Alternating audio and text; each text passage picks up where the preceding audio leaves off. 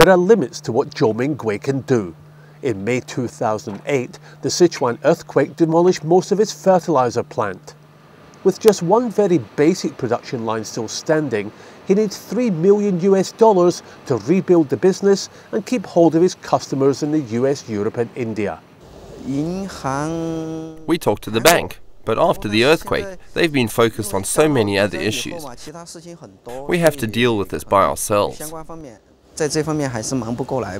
That's because the priority is social stability.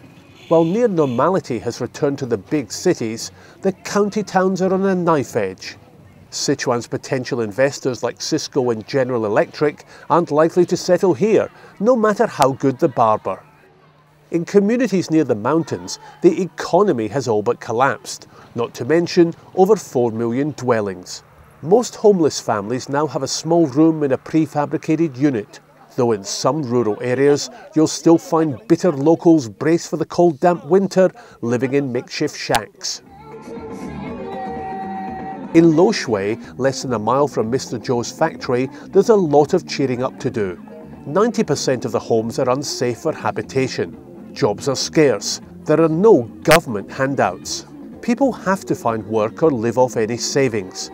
Even the local government is under orders to find money for housing, repairing infrastructure and kick-starting industry, though to date, private post-quake investment is zero. To recover industrial production, the investment environment is huge, but money is limited, and we need the help of foreign and domestic investment and donations. In the nearby town of Hanwang, it's back to the drawing board. 60,000 people used to live here, most depending on a huge steam turbine factory for their livelihoods. Thousands died on May the 12th. Hardly any building standing is safe. Hanwang has been dismantled brick by brick. It's estimated that $140 billion is needed for quake zone reconstruction and economic regeneration. 30% of this money will come from the central government, the rest from local authorities, the banks and private investors, domestic and foreign. The plan is to get the region normalised within 3 years, a goal that is clearly very ambitious. The reality of Sichuan's worst hit areas was not at the forefront of October's Trade and Investment Fair. The government presented its post-quake challenge as an opportunity to upgrade the economy's key pillars, in particular the chemical, machinery, mining and tourism industries. But choreographed performances aside, attracting investment out of the big cities is a hard sell by any stretch of the imagination during a global slowdown, despite the official spin.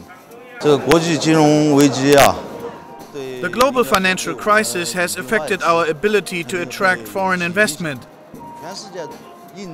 But with the whole world working together to solve this crisis, I believe we are still positive about getting through this short, difficult period.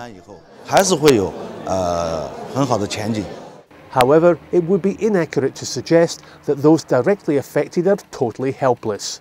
In Longmanshan, where the once thriving tourism sector was wiped out, local people are starting to return to rebuild, despite the area still suffering from aftershocks. But like Loshui, outside investment, save charity donations, is nil. And local leaders face an uphill battle to divert funds earmarked for better-known tourist destinations near the provincial capital. Because we probably haven't had as much media coverage as the likes of Du Zhangyan, people know little about us. That's why very little funds come here. For the likes of entrepreneurs like Mr. Zhou, he was in talks with a foreign customer regarding a cash injection to get business moving again. That is, before the markets went into a tailspin. With even China's most vibrant regions braced for a slowdown in orders and investment, those areas worst hit by the earthquake are in for a long, tough struggle.